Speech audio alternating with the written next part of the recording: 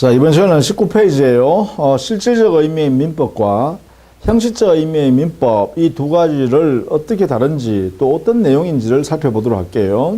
자, 먼저 민법의 의미를 실질적 의미의 민법, 이것은 어떤 의미냐 하면 말 그대로 개인과 개인 사이에 규율될 수 있는 권리 의무와 관계되는 내용을 담고 가지고 있는 모든 법 체계를 실질적 의미의 민법이라 그래요. 구체적으로 어느 것이 민법이다 딱 정하는 게 아니라 그 내용 실질을 보는 거예요. 실질. 그게 뭐냐? 개인 사이에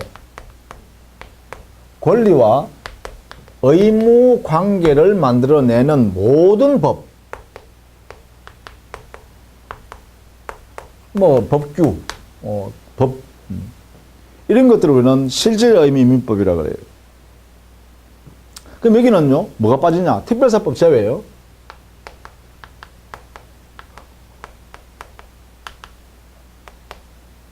특별사법은 제외돼요. 그러니까 모든 개인과 개인 사이의 거래, 일반 사람이죠, 그죠? 보통 사람, 개인이라는 것은 보통 일반인. 일반인 사이에서의 권리 의무 관계를 규율하는 모든 법 체계입니다. 그러다 보니까 여기는 성문법이든 불문법이든 모든 법 관계없어요. 심지어 공법도 여기 들어갈 수 있는 거예요. 공법 안에도 보니까 구체적으로 개별 규정이 만약에 개인과 개인 사이의 권리 의무 관계를 규율하는 법으로 규정되어 있으면 그것도 공법이라는 법 안에 들어있는 규정이지만 민법이다 한 거죠. 왜? 실질적으로 개인 사이의 권리 의무를 다루는 거니까. 이런 의미예요. 그런 의미에서 보면 형식적 의미의 민법과 전혀 성격이 달라요. 형식적 의미의 민법이란 것은 우리가 2번에 있죠. 거기에 보면 바로 민법전을만 한다. 이래 놨죠. 민법전. 이건 무슨 말이냐 하면 바로 1958년도에 제정했어요. 우리 민법전은요. 그리고 1960년 1월 1일부터 시행한 민법전이 있어요. 이거는 1조부터 1118조의 조문으로 규정되어 있죠. 이렇게 조문으로 되어 있어요. 문장으로요. 이 문장으로 되어 있는 이 민법전 이름을 형식적 의미 민법이라고 해요. 그러니까 실질적 의미 민법과 형식적 의미 민법이 같은 의미가 아니죠. 같은 의미가 아니다. 그죠? 자, 실질적 의미 민법은 개인 사이에 적용되어서 권리 의무 관계를 만들어내는 모든 법 체계라고 했어요. 그런 면에서 보면 대부분이 형식적 의미 민법 안에 다 들어가 있겠죠. 여기에 대부분의 규정들, 즉 형식적 의미의 민법 안에 있는 대부분의 규정들은 실질적 의미의 민법을 규율하고 있는 거죠. 그런데 이게 다 가지고 있지를 못해요. 왜냐하면 여기에 관습법이라는 것도 있을 수 있고 조리라는 것도 있을 수 있기 때문에요. 이렇게 법전으로 만들지 않은 것도 있을 수 있기 때문에. 왜? 여기 모든 법이라 했거든. 그랬어요. 보통 뒤에서 배우는 민법의 법원,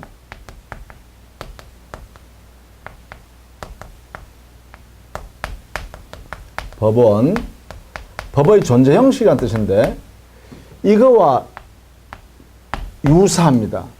거의 같습니다. 민법의 법원을 의미하기도 한다. 이렇게 해석할 수 있죠.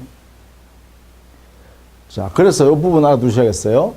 민법의 개념을 크게 나누면 두 가지로 이렇게 설명하는데 실질적 의미 민법과 형식적 의미의 민법은 같은 게 아니다. 동일한 의미가 아니다.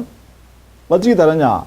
실질적 의미의 민법이란 것은 그 법 체계가 어떤 규정이나 어떤 내용이 개인과 개인 사이의 권리 의무 관계를 만들어내는 그러한 내용을 다루고 있는 모든 법이라면 그건 전부 다 실질적 의미의 민법 다 넣을 수 있다. 그러다 보니까 공법 규정 안에도 실질적 의미의 민법이 존재할 수 있다. 그러나 형식적 의미의 민법은 그렇지 않다. 즉 민법전 1118개의 조문 그 자체를 말한다.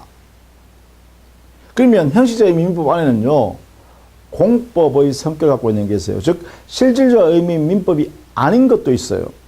여기는요. 그런 면에서 실질적 의미 민법과 형식적 의미의 민법이 절대로 같은 것이라고 할 수 없다.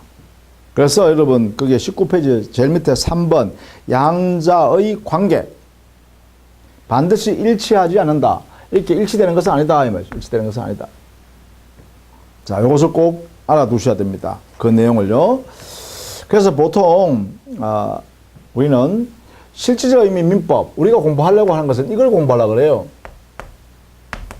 시험의 대상도 실질적 의미의 민법, 이것을 다루고 있어요. 이것만 다루는 게 아니라 이것도 포함해서 다루고 있어요. 이걸. 자, 그러면 실질적 의미 민법은 바로 뭐라 했어요? 민법의 법원이기도 하다 이랬죠. 실질적 의미 민법은 다른 말로 표현하면 민법의 법원이라고 할 수도 있다. 왜 그러냐? 민법의 법원이라는 것은 뭐냐 이거죠. 그래서 여러분 20페이지에 가면 이 민법을 인식할 수 있는 근거가 되는 것을 우리는 민법의 법원이라고 그러는데 이 법원을 다루게 되죠. 이 법원은요, 재판하는 곳을 말하는 게 아니에요. 이게 말하는 게 아니에요. 그렇죠? 이 원천이 되는 것. 일어났죠? 이걸 말하는 거죠, 이거. 민법의 법원. 이 법원이라는 건 존재 형식이란 거예요. 인식 근거 또는 존재 형식. 그래서 인식하려고 하면 형식적으로 어떻게 존재하고 있는가 보여주라 이런 이야기죠. 자, 민법이 어떻게 존재하냐? 그래서 곧 실질적 의미 민법으로 존재한다 그죠? 그게 뭐냐? 요게 우리 민법 명문 규정 1조 형식적 의미 민법의 1조에 가면 민법이 어떤 거다라고 명시해놨어요. 여기에요. 그것이 여러분 21페이지 먼저 보시죠. 거기에 보면 가운데 제1조 법원 해놨죠. 1조. 자, 이렇게 표시하는 것은 보통 편의상 이렇게 표현합니다. 조문을 표시할 때 1조라고 하는 거죠.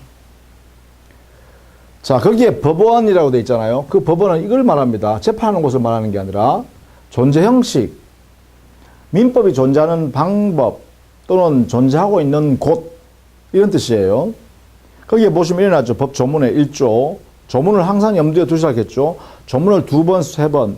내용을 다 읽고 나서 내용을 정리하고 나서 다시 조문을 읽고 끝냈어야 돼요. 공부하실 때도 항상 조문 한번 읽어보고 내용을 읽어보고 법 교과서 읽어보고 그 다음에 교과서 읽어 난 다음에 다시 조문으로 끝내는 거예요. 조문 읽어보고 이런 뜻이구나 하고 끝내는 거예요.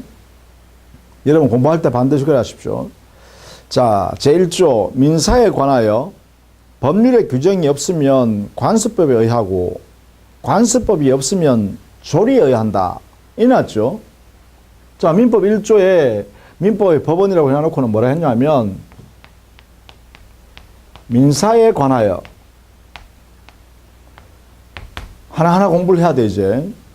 그 다음 법률이 없으면 자, 법률이 있으면 법률에 의하면 되는데 법률이 없으면 관습법에 의하고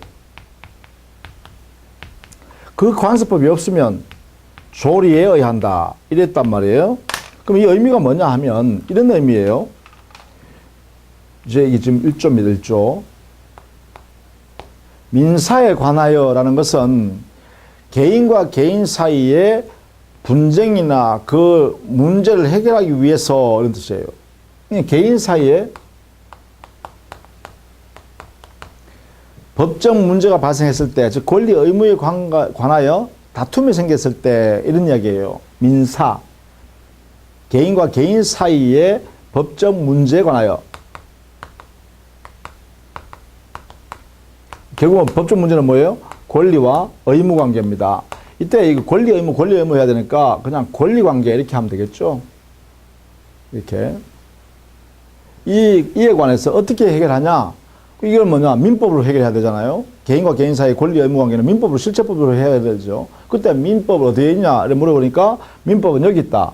법률에 있고 법률에 만약에 없으면 관습법에 가면 법률이 있고 관습법에 가면 민법이 있다는 거야. 관습법이 없으면 그러면 어떻게 하냐? 조리에 가면 민법이 있다. 이런 이야기예요.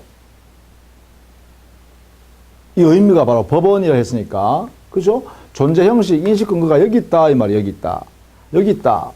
법률에 가보고 법률이 없으면 여기 가보고 여기 없으면 조리에 가봐라 이런 이야기예요. 이게 바로 민법의 법원, 즉 민법이 존재하는 형식으로 법률, 관습법, 조리가 있다 이런 뜻이에요. 자, 여기에 자, 요 법률이라는 개념과 관습법이라는 개념, 조리라는 개념 또 공부해야 되잖아요. 자, 민사에 관하여라는 것은 개인 사이에 법적 분쟁, 권리 의무 관계에 대한 문제가 생겼을 때 법률에서 해결하고 민사 사건에 그 법률에 가서 해결할 기준이 없으면 그러면 마지막으로 어떻게? 두 번째는 관습법에 가서 찾아서 그 민사에 적용될 일을 찾아보고, 즉 민법을 찾아보고 그 관습법조차에도 민사에 관한 민법이 없으면 그럼 조리에 가서 마지막으로 찾아봐라. 그러면 그 안에 각각 민법이 존재할 거다. 이때 민법이 이게 뭐예요? 바로 실질적 의미 민법이 들어있다 이 말 얘기예요. 그런 의미에서 실질적 의미 민법은 민법의 법원이라는 것이죠. 그럼 이래 있죠. 이 의미가 민법 1조의 의미가 가만히 보세요.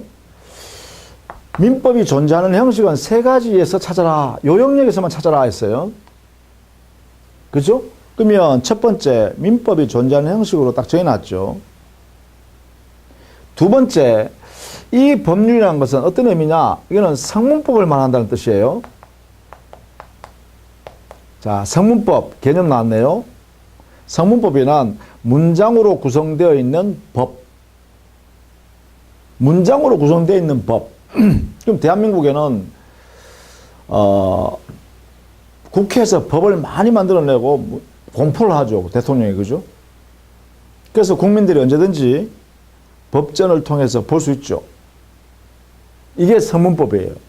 그래서 여기서 법률이라는 것은 바로 성문법을 의미해요. 이렇게 해석해요. 법률 할 때, 요 법률이라는 의미는 성문법으로서의 법률이다. 이런 뜻이에요. 성문법을 말한다. 문장으로 구성되어 있는 법을 말한다. 이거. 자, 이렇게 해요. 그 다음에 그러면 관습법이나 조리는 뭐냐? 요 두 개는요, 문장이 없어요. 우리가 한글로 이렇게 문장으로 만들어 놓은 게 아니에요. 이거는. 관습법이나 조리란 것은. 그러면 문장이 없는 법이에요. 이거는. 그죠? 이걸 뭐라 그러냐? 불문법이라고 그래요. 이렇게요. 문장으로 구성되어 있지 않는 법.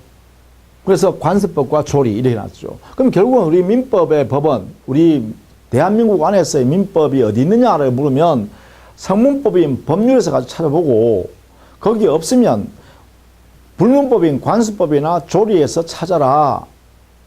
이런 거죠. 그러면 그 전제가 무슨 이야기냐? 그러면 성문법과 불문법 두 개를 가지고 따져보면 성문법에서 원칙으로 삼고 이게 없을 때는 여기다 보충해서 불문법에서 찾아라. 이런 얘기죠.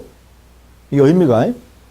성문법에서 찾고 없으면 보충조리를 찾는다. 이런 거죠. 두 번째. 세 번째는 여기에 보충되는 불문법의 순서가요. 관습법이 없을 때 조리에 찾는 거죠. 순서가. 그 순서는 또 불문법에 앞서서 성문법에서 먼저 찾아야 되지. 즉 관습법에서 찾기 전에 법률이라는 성문법에서 먼저 찾아봐야 돼. 그죠? 그래서 여기는 순위를 정해놨어요. 순위. 어떻게? 법률에서 먼저 찾고 그 다음에 없으면 관습법에 찾고 그래도 없으면 조리에서 찾는다. 이런 순서를 정해놨죠. 이렇게. 자, 이런 내용이 민법 1조에 들어있다라는 것입니다. 자, 그러면 여기서 이제 이렇게 민법 1조를 해석했어요. 민법 1조. 이게 여러분 21페이지에 거기에 1번점 제1조의 의 이래놓고요. 자, 1조가 뜻하는 바는 다음과 같다 이래놓고 첫째, 둘째, 셋째, 넷째 이래놨죠. 바로 이거 설명이에요. 이게요. 자, 그러면 여기서 이제 개념적으로 정리할 게 있어요. 도대체 성문법이라는 것. 성문법을 원칙으로 선언한 것을 뭐라 그러냐? 먼저요. 성문법주의라고 그래요.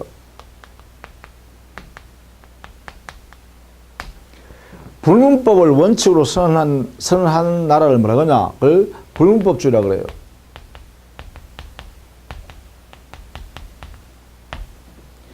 이 두 개의 특징과 장단점이 있겠죠. 그것이 여러분 교재 20페이지, 21페이지에 만들어놨어요.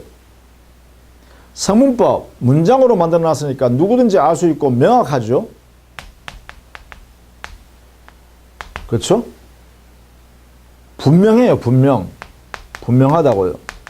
누구나 알 수 있도록 해놨죠. 근데 불문법은요. 관습, 불문 문장으로 되어 있지 않은 이런 거잖아요. 그러니까 뭐예요? 보통 사람이 활동하는 과정에서 발생할 수 있는 것이니까 바로 사회에 적용되어 있는 거죠. 그 안에 들어있는 거죠. 이걸 뭐라 그러냐? 바로 사회 활동과 개인의 활동과 바로 직결돼서 적용되는 내용이 불문법이에요. 특징이 뭐예요? 특징이 그래요. 가장 당사자의 구체적이고 그 기준이 그죠? 구체적이면서 그 다음에 사회 변화에 바로바로 바뀌는 거죠. 이 내용이 사회 변화되면 거기에 따라 바뀌죠. 이걸 뭐라 하냐? 탄력적이다. 사회에 탄력적이고 그리고 구체적이다. 그 내용이 그죠? 이런 장점이 있죠. 반면에 이게 성문법의 단점은 뭐냐 하면 탄력적이지 못해요. 한번 정해놓으면 이해관계가 첨예하게 그 법 규정에 얽혀져 있으니까 그 법 규정 하나를 바꾸기 위해서 굉장히 힘들어요. 그래서 사회 변화에 바로바로 법 규정을 바꿀 수가 없어요. 왜? 이해관계가 서로 첨예하게 사회 안에 구성원들이 이렇게 얽혀져 있으니까 법조문을 하나 바꾸기 힘들다는 거죠. 그만큼 힘들다는 거죠. 그래서 이게 뭐냐? 비탄력적이다. 그리고 사회에 바로바로 구체화될 수 없다. 그죠? 구체적이지 않다. 구체적으로 하기 힘들다. 이런 단점이 있어요. 그에 반해서 이게 불문법의 단점이 뭐냐? 이게 문장으로 되어 있으니까 불분명하죠. 그렇죠? 보통 사람 몰라요. 알 수가 없어요. 이런 장단점이 있어요. 그죠? 이게 성문법, 불문법이라 그래요. 자, 이때 우리나라는요, 성문법주의를 취했죠. 그죠? 법률이란 성문법을 원칙으로 삼았으니까 우리나라는 성문법주의를 취했어요. 우리나라가 여기 들어가요. 이렇게 취한, 즉, 성문법주의를 취한 대부분의 나라는 뭐냐? 주로 대륙법계라 그래요. 유럽, 프랑스, 독일, 이 영향을 받아서 이렇게 형성된 나라들입니다. 그걸 법률을 원칙으로 삼아서 문장으로 만들어서 법을 공포하죠. 그래서 국민들이 누구든지 법전을 통해서 알아볼 수 있도록, 읽어볼 수 있도록, 알려고만 하면 알 수 있도록 만들어 놓은 게 성문법주의예요. 이렇게 이런 나라를 대부분 대륙법계에서 이루어지고 있더라 이런 거예요. 유럽이라든지 그러니까 프랑스, 독일, 우리나라 이렇게 일본 뭐 이렇게 이에 반해서 말이죠. 불문법주의 즉 문장으로 되지 않는 관습법이 우선으로 적용된다든가 뭐 조리 등 판례법 등이 이렇게 적용되는 경우인데 이 불문법을 원칙으로 하고 있는 나라들은 주로요 영미계통이에요. 그래서 이걸 우리는 영미계 이렇게 영미법계 이런 영역에서 주로 일어납니다. 영국이라든지 미국이라든지 이런 영향을 받은 나라들입니다. 오스트레일리아, 뉴질랜드, 캐나다 뭐 이런 거 있죠? 영국의 영향을 받은 이런데요. 이런 것을 말한다. 뭐 이런 정도로 보시면 되겠죠? 그래서 장단점은 표로 만들어 놨으니까 한번 살펴봐 두시기 바랍니다. 이렇게요. 자, 그러면 구체로 보면 성문법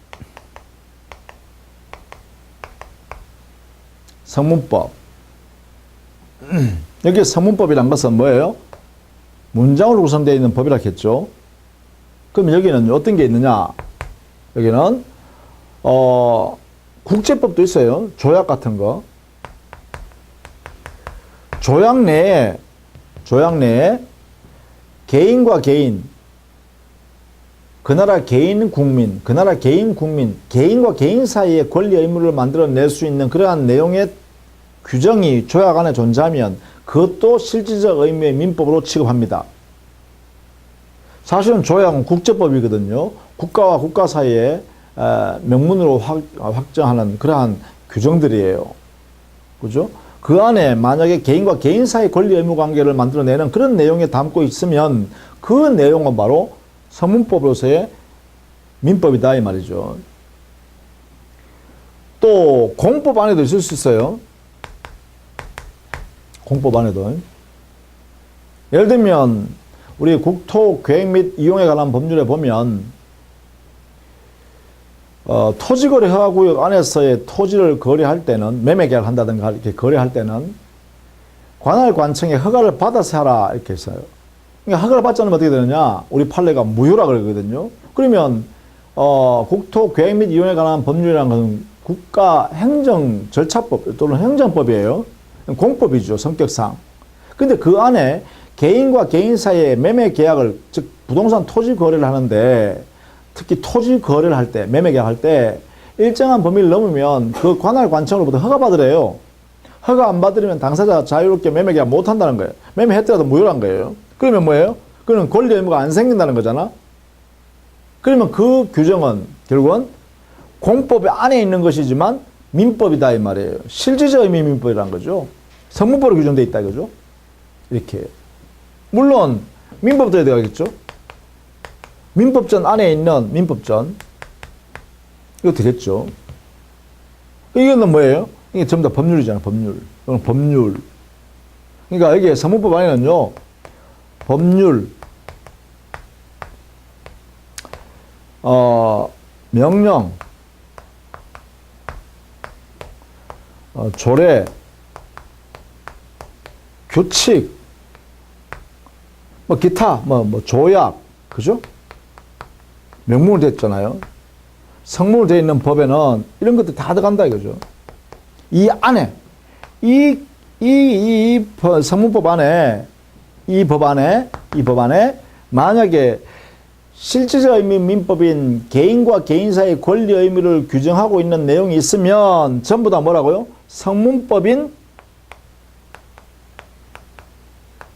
법률이다 이 말이에요. 여기에 법률 돼 있지만 이 법률과 다른 거야. 이 법률은 여기 이 법률 민법 1조에 말하는 이 법률은 성문법으로서의 법률이겠죠. 이렇게 이 법률 속에는 법률도 더하고 명령도 더하고 규칙도 더하고 조례도 더하고 자 여기에요. 명령이란 것은 이건 행정부에서 하는 거예요. 명령. 행정부에서는 어떤 걸 하냐? 대통령령, 총리령, 각종 부령, 각부 장관이 하는 부령들 있죠. 이게 전부 다 명령이에요. 행정명령. 이것도 전부 다 뭐예요? 전부 다 법이에요. 법률이라는 거죠. 법률. 성문법으로서의 법률이라는 거죠. 여기 법률은 이거는 행정부가 아니라 국회에서 만드는 법이에요. 이 법률은 형식적 의미의 법률을 말하죠. 형식적 의미의 법률. 국회에서 제정한 법이에요. 국회 제정한. 그러니까 민법에 여기 들어가죠. 민법전 여기 들어가요. 이게. 자, 조례. 이건 지방자치단체 의회, 지방의회죠. 지방자치단체 안에 있는 의회, 지방의회라 그러죠. 이 지방의회에서 만드는 법이에요. 여기. 이게 조례죠.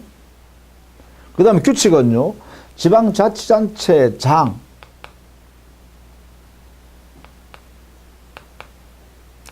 장이 만드는 법이에요. 조약은 국가 간에 체결한 법이죠. 이런 것들이 전부 다 어디에 들어간다? 그래요. 여기서 말하는 이 법이요. 이 법률에 들어가요. 이 법률 안에 저런 내용이 다 들어간다는 거예요. 이렇게. 그래서 이 부분을 여러분이 이해를 잘 해두셔야 돼요. 이 부분. 법률이라는 의미, 이걸 잘 알아두셔야 돼요. 이 법률은 성문법이라는 법률과 여기에 법률, 명령, 조례, 규칙, 조약 이런 거 다 여기에 들어갑니다라고 할 때 이 법률과는 다른 거다.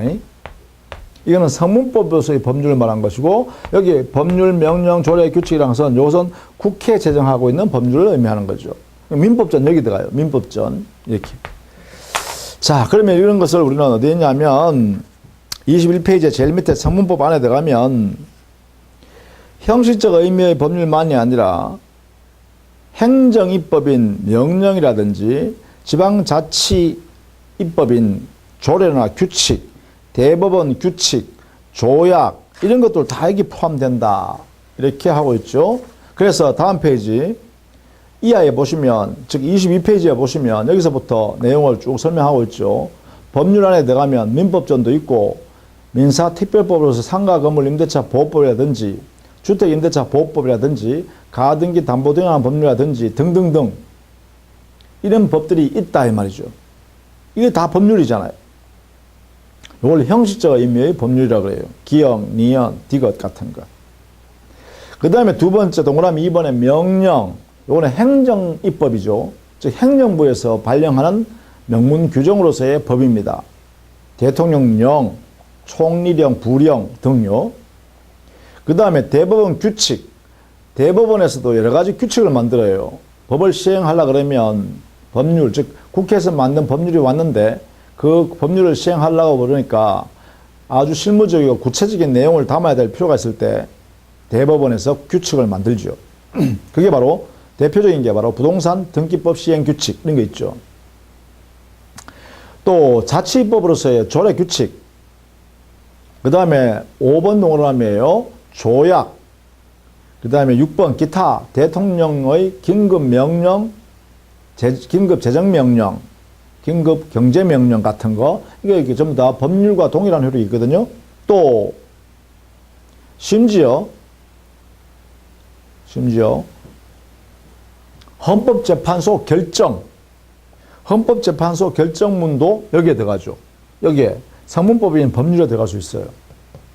여기에 헌법재판소 결정문도 문장으로 발표한단 말이에요. 여기에 들어갈 수 있다 이 말이에요. 네? 자, 이런 의미로서 법률이란 것이 법률. 이거죠. 지금 이거 설명한 거예요. 이거 이 부분을 설명한 거예요. 여러분 이거 잘 이해해 두셔야 됩니다. 이게 제일 첫 번째 나오는 제일 어려운 부분이기도 합니다. 법률. 이 부분을 지금 설명한 거예요. 이 부분. 법률인 성문법. 이걸 설명한 거예요. 이 법률 안에는 민법전 외에도요. 행정입법인 행정명령, 조례, 규칙, 조약 이런 게 다 여기 들어간다는 거예요. 그럼 두 번째 관습법 봐야죠. 관습법 조리. 그렇죠? 불문법을 봐야죠. 이거. 자, 그것이 여러분 교재는 22페이지 하단부터 23페이지까지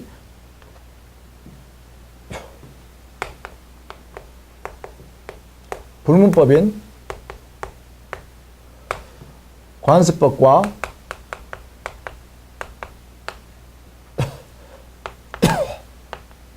조리.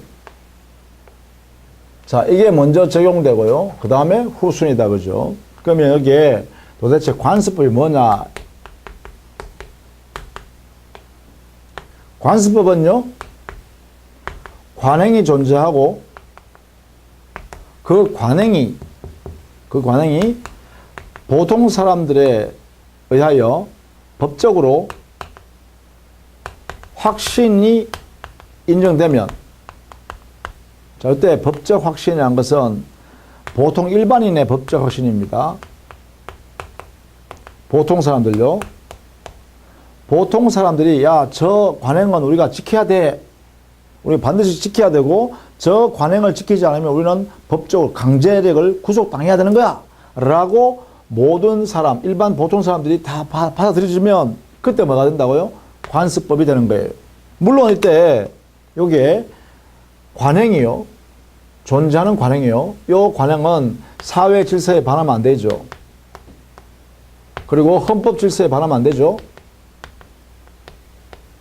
이게 합치돼야 돼. 합치. 자, 이런 내용이 합치되는 관행이 존재하고 있어야겠죠.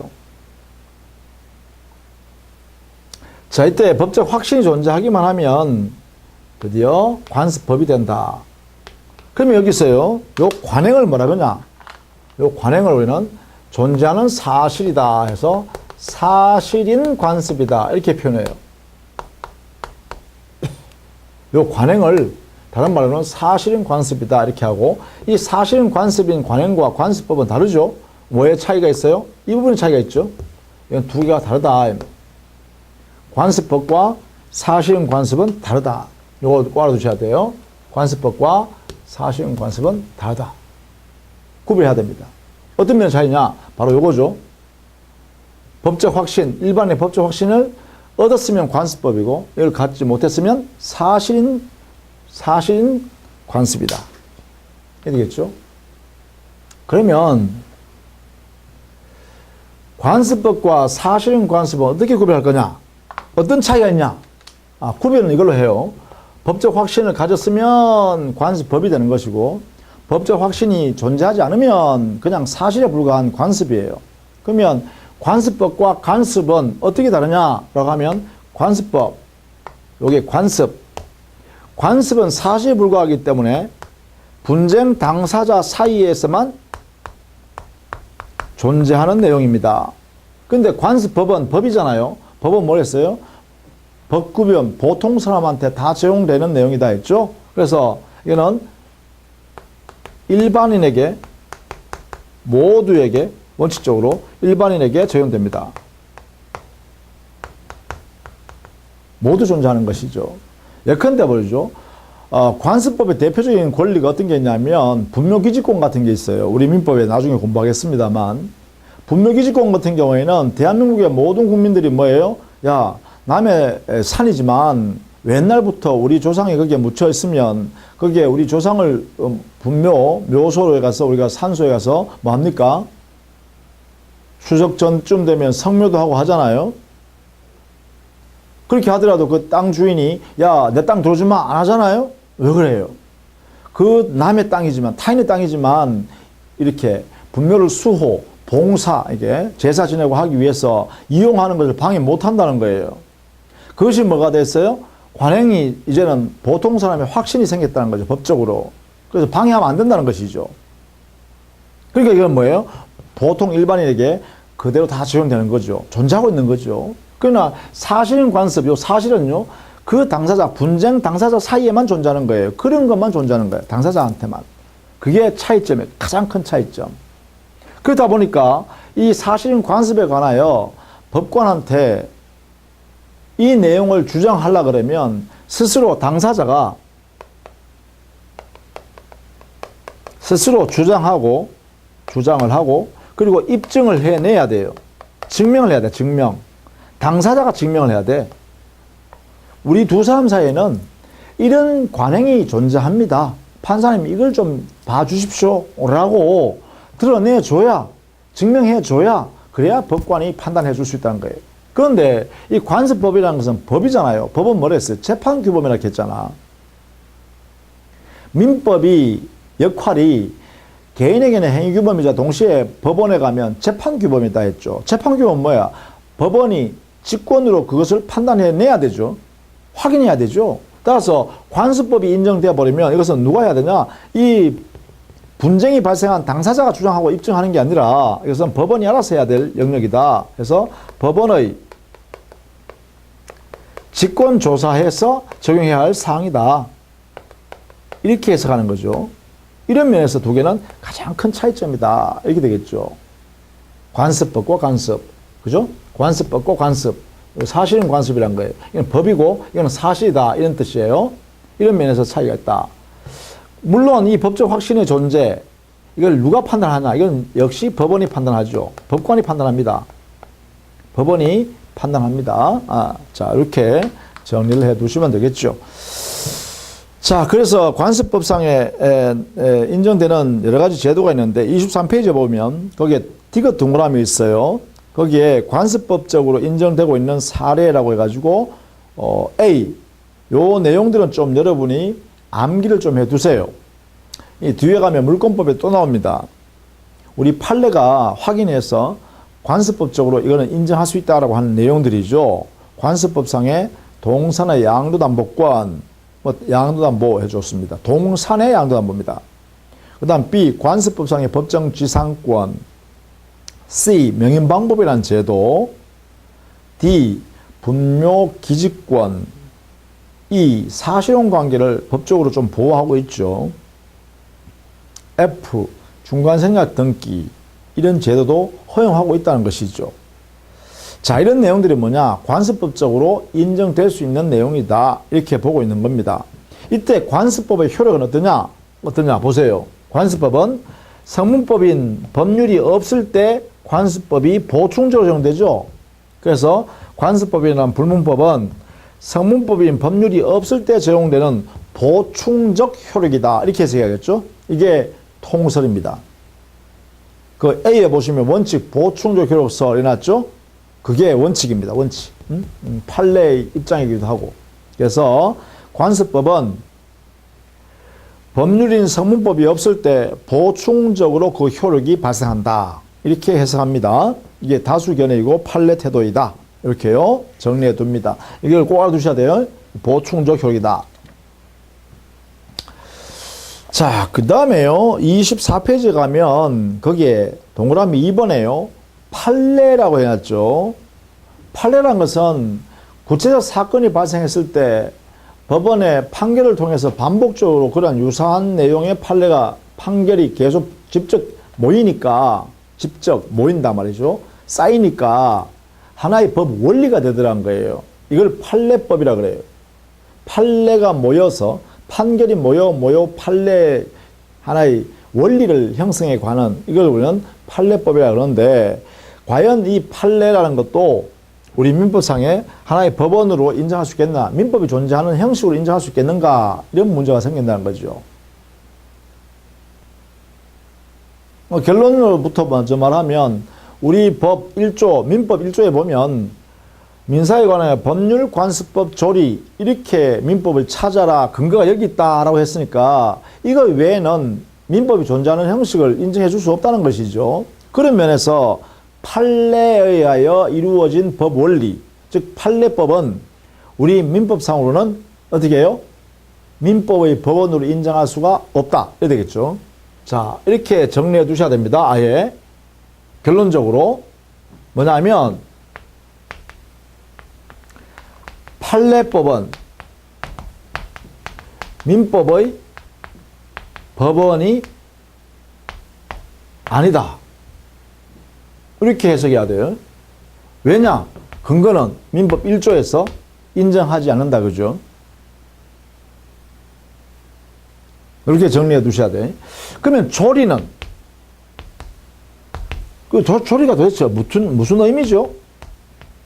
조리란 것은요, 사물의 본성이라든지 이성적 평가 판단이라든지 이성적 판단. 그래서 인간이 당연히 받아들일 수 있는 그러한 내용들, 명제들을 말해요.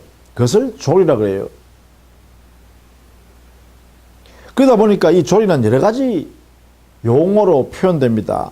예를 들면 사회 통념이라 한다든가 또는 사회 질서라든지 또는 사회적 타당성 또 신의 성실의 원칙이라든지 또는 정의라든지 형평, 뭐 법의 일반 원칙, 경험 법칙 뭐 이런 식으로 표현이 돼요. 그걸 전부 다 조리에 관한 이야기다 이 말이에요. 조리. 이 의미가요. 사회 형평, 사회 질서, 뭐 아니면 신의칙, 신의성실 원칙 뭐 등등등등 이런 용어들이 바로 전부 다 조리, 즉 개인이 모두 받아들일 수 있는 그런 명제들이에요. 그래서 우리는 조리라 그래요. 근데 이 조리가 과연 법원이냐? 이렇게 물어본 거죠. 물으니까 이거 법원이다라고 민법 1조가 인정하고 있죠. 그렇죠?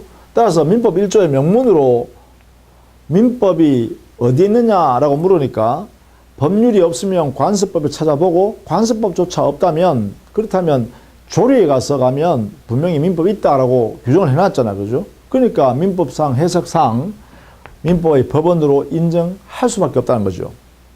이렇게요. 그러나 판례는 인정할 수가 없다는 거예요. 이거 잘 알아두셔야 돼. 판례법도 이것도 역시 법 원리이기 때문에요. 구체적 판결을 말하는 게 아니라 그 판결이 모여서 하나의 원리가 찾아졌을 때 그 원리를 말하는 거죠. 그 원리는 민법의 법원으로 인정할 수가 없다. 이렇게 정리해 둡니다. 이렇게. 그러니까 결국은 불문법 안에는요, 이게 되겠죠? 불문법 안에는 넓은 의미의 불문법 속에는 관습법, 조리 외에도 판례법이 있다 이 말이죠. 판례법. 이렇게 있는데 우리나라에서는 관습법과 조리에 대해서는 불문법으로 인정하고 있죠. 민법의 법원으로서. 그러나 판례법은 민법의 법원으로 인정할 수가 없다. 이러겠죠. 자, 이게 이제 불문법에 관한 내용이다. 이렇게 되겠죠. 자, 그렇게 정리를 해 두시면 되겠어요. 그것이 24페이지 제일 밑에 동그라미 니은에 보시면 조리의 법원성 해가지고요. 조리라는 것이 과연 민법의 법원으로 인정할 수 있는가? 라는 문제를 조리의 법원성이라 그래요. 여기에 대해서 우리 민법상으로 명문으로 조리를 민법의 법원으로 인정하고 있기 때문에 부정할 수는 없다. 따라서 해석상 인정하는 것이 타당하다. 이렇게 해석하는 거죠. 이것이 판례이기도 하고 우리 학설의 다수 견해이기도 하다. 뭐 이렇게 정리해놨습니다. 그리고 25페이지에 가면 그 민법의 법원을 일목요연하게 정리해놨죠. 성문법원과 불문법원을 나눠서 성문법 이게 뭐예요? 바로 법률이에요. 성문법원이 바로 법률이란 뜻이에요. 여기 요거. 그죠? 요거. 법률. 민법 1조에서 법률이라는 것은 성문법이다 이런 뜻입니다. 그래서 성문법원에 헌법, 기타 법률도 다 들어갈 수 있겠네요. 그 안에 보니까 이런 내용들이 쭉 들어간다라는 것이고, 불문법원에는 관습법과 조리 두 가지죠, 그죠? 우리 민법상은 그죠? 판례법 들어갈 수 없죠. 불문법에는 관습법과 조리 이렇게 돼 있다 이런 것입니다. 자, 이렇게 해서요. 민법의 법원. 자, 여기까지는 왜 천천히 했냐면 아주 추상적이고 개념이 와닿지가 잘 않아요. 그래서 요 내용들은 이해를 해야 됩니다. 전체적으로 어떤 내용을 갖고 있구나라고 이해를 해 주셔야 되고요. 자, 다음 시간에는 민법이 구성되는 부분부터 차근차근 또 정리를 해 보도록 하겠습니다. 자, 수고 많으셨습니다.